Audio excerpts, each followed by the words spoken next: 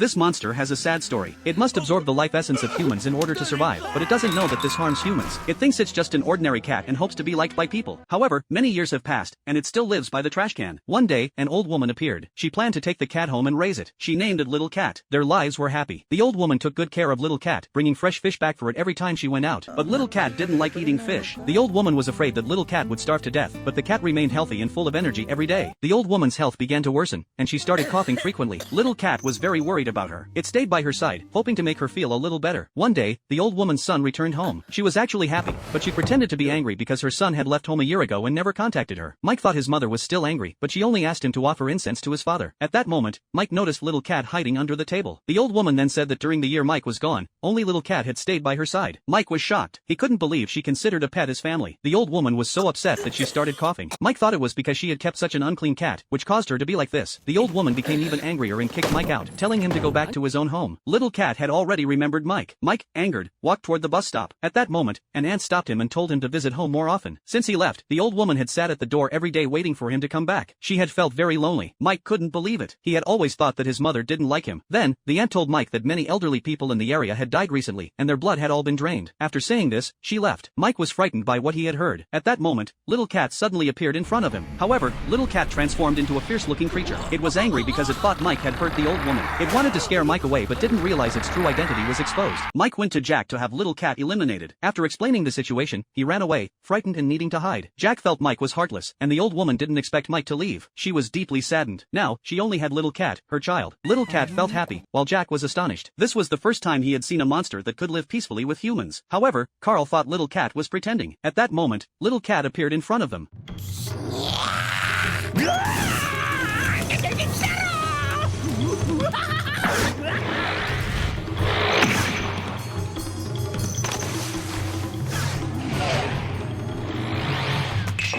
Jack asked Little Cat what it was thinking, but Little Cat ignored him. Jack then said he would forcefully separate it from the old woman. Finally, Little Cat looked at Jack and refused to be separated. It began attacking Jack because he wanted to break them apart. Now, the old woman had become Little Cat's mother.